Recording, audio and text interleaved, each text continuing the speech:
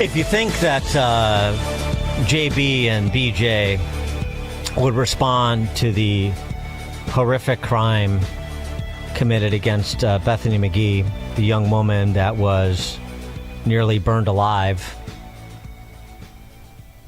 on the Blue Line, if you think that would generate a response where we're going to bring overwhelming force to CTA platforms to ensure that people are safe on the trains and there's a very public display to disincentivize would-be predators from committing violent crimes on mass transit. You know, you did do something to sort of consummate the billion-dollar bailout that Illinois provided for Chicago mass transit. If you thought that's what would happen, you're wrong. Hate to break it to you. I'm sure it comes as a real surprise. For example, cops seek 3 in Thanksgiving Day stabbing and robbery aboard the Red Line.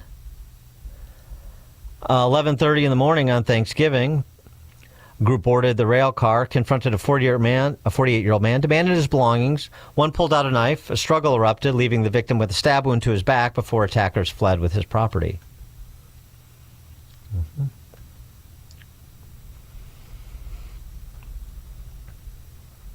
But don't fret, because Jelly Belly last week said in response to that horrific crime against Bethany McGee, you know, this idea of releasing repeat violent offenders pending a trial for a felony so they can go around and commit other felonies, maybe I'm willing to take a look at the Safety Act. Of course, if there are changes that need to be, look, we do this all the time in Springfield, right? Where there are laws that have been on the books for 20 years that need tweaking because there's something that somebody missed in the original, writing of it.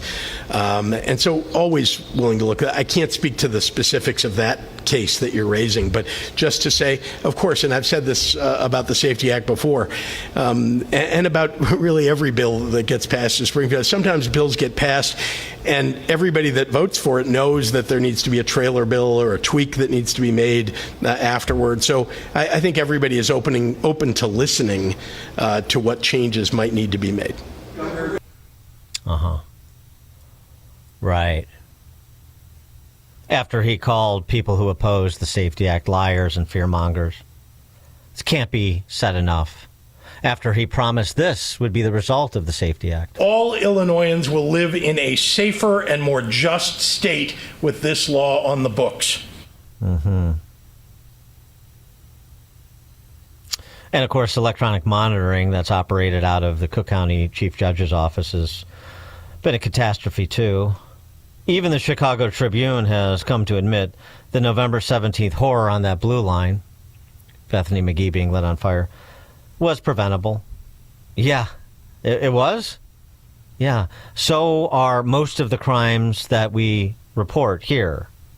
Most of the crimes committed, of course, they're preventable because it's a small group of people that commit a preponderance of the violent crime, and this is a state whose chosen political leadership is not serious about removing them from society.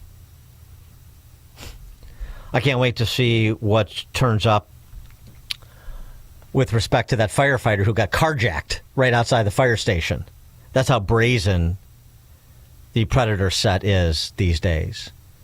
They know, and they've known for a long time, because it's been this way for a long time, that law enforcement is on its heels at the direction of the chosen political leadership for the city and the state. That's the fact, Jack. For more on this, pleased to be joined by Rafael Mangual. Rafael is with the Manhattan Institute, where he is a senior fellow and head of research for policing and for the Policing and Public Safety Initiative. He's also the author of the book Criminal Injustice: What the Push for Mass Decarceration and Depolicing Gets Wrong and Who It Hurts Most. Rafael, thanks for joining us again. Appreciate it. Thanks for having me back, Dan. So, the predictable results of no cash bail that we've talked about before on this show, and we've talked about in the context of New York as well, continue to pile up. They do. They do. It's almost as if somebody could have predicted that this was going to go south. Yeah. And just refresh our recollections here, too. We've emphasized this, and there was a piece in City Journal last week about the, it was about James Q. Wilson's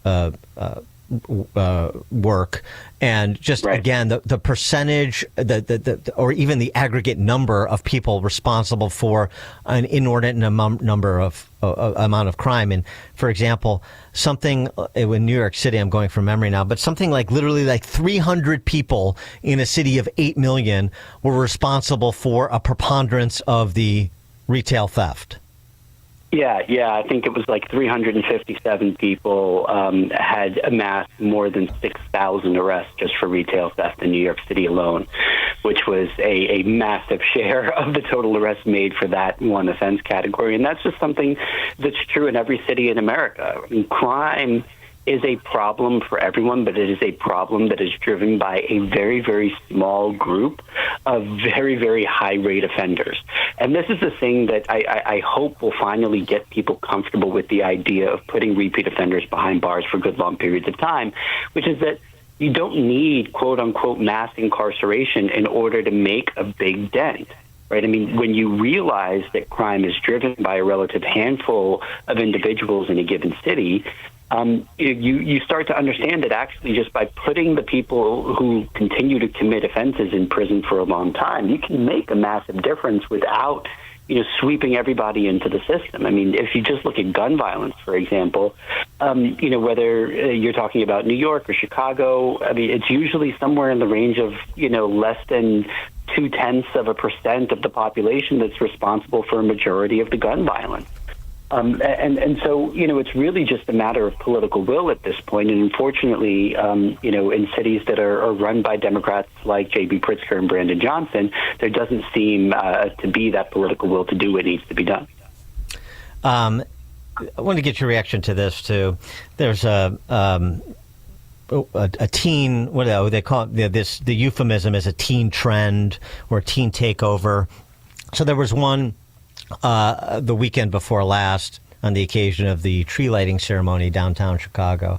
And I don't know, 500, 600, 700 teens descended around State and Lake near the Chicago Theater. Fights broke out. 8 people were shot. 14-year-old was killed around the corner from that event. It doesn't matter. There was a huge police presence because of the huge number of spectators that came to see the tree lighting. Didn't matter. And one of the arguments that was made was for snap curfews. That was an initiative proposed, an ordinance proposed that was shot down by the Mayor Johnson and his allies in the city council. And you're getting from like government-funded media here, WBEZ, which is the NPR station here, that what's really needed here is more investment in safe spaces for teens. Because they want to gather and socialize, and it's just a problem of safe spaces and thinking creatively about constructive environments for teens who want to meet up and socialize with one another. Is that what's needed? Is one more park or one more midnight basketball program?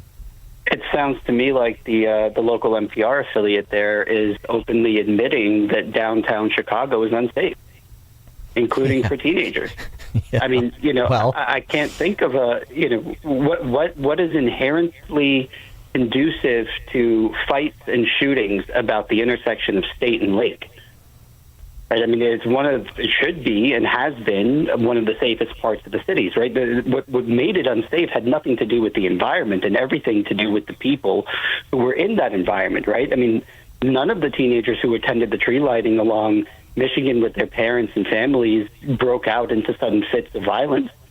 None of them pulled firearms and started firing at their rivals indiscriminately with no regard for who they might hit. right? This is a gargantuan effort to avoid what is obviously a cultural problem, a discrete cultural problem with a discrete subset of the city's population. And no amount of quote-unquote investments or programming is going to get you around the fact that you have a relative handful of very violent people who subscribe to a violent ideology that elevates guns and fists as the sort of primary means of acquiring respect and settling disputes. And until that changes, we are going to continue to see problems like what we saw at the tree lighting in Chicago. I mean, just back to the prosecution and incarceration piece of it. In this piece about James Q. Wilson's work, there was reference to a Swedish research paper that found that violent crime would fall nearly 80% if perpetrators could be prevented from reoffending after their first conviction, would fall by half if they were fully incapacitated after their third.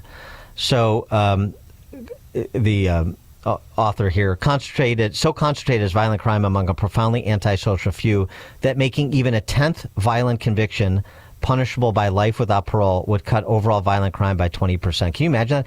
You have 9 chances, and your 10th, you're in prison for life. That would cut violent crime by 20%, according to this research. That's exactly right. And it makes perfect sense when you realize the typical person who ends up in prison here in the United States is someone who has between 10 and 12 prior arrests and 5 and 6 prior convictions. And then consider that almost all of them, more than 95% of the people who enter prison every year, are going to be released at some point in their lifetimes. And almost all of them, right around 83%, are going to reoffend at least once over the following 10 years of their release. So, again, this is by and large a self-inflicted wound. I mean, the people who we need to get off the street are not difficult to identify. They are telling us who they are through repeated episodes of criminal conduct that make very, very clear that they are not going to follow the law, that they are going to continue to pursue a criminal lifestyle. And at some point, it really is on us to make the choice to say, okay, we believe you now, and away you go. This discomfort with recognizing the incorrigibility of certain offenders really needs to go, because at the end of the day, it doesn't impact us all equally, right? I mean, what we saw at the tree lighting was, downtown Chicago just getting a little taste of what is, part of everyday life in neighborhoods like Inglewood and Austin and, West Garfield Park. But, yeah. That is something that is a feature of daily life in some of America's most impoverished neighborhoods. And if the people who, really swear to us that they care about the disadvantaged and the people who have suffered from disinvestment, if they were really, really honest, then they would actually do something. They would take the people who are predators off the street and allow these neighborhoods to finally get the room to breathe, that they can grow, and so that the kids living there can feel like they have other options. And that's really at the core of this sort of opportunity problem that they want to recraft this as. Rafael Mangual, Senior Fellow, Head of Research for the Manhattan Institute's Policing and Public Safety Initiative. He's also the author of the book Criminal Injustice, What the Push for Mass Decarceration and Depolicing Gets Wrong and Who It Hurts Most. Rafael, thank you as always. Appreciate it. Thank you, Dan. Be well. You too, and Rafael Mangual joined us at the Turnkey.pro answer line. This is Chicago's Morning Answer. Your show keeps me alive during the week. There's nobody I'd rather listen to between 5 and 9 in the morning than you guys. On AM 560, The Answer. This past year has been one of the hardest in MyPillow's history. It's because of you that they are making it through. They want to thank you for your continued support by extending their wholesale prices on classic MyPillows. Get standard classic MyPillows for only $14.98. It gets even better. Upgrade to a queen-size MyPillow for just $18.98. King size only $1 more, or multi-use pillows for only $9.98. Get body pillows for $29.98 with a free pillowcase. So go to MyPillow.com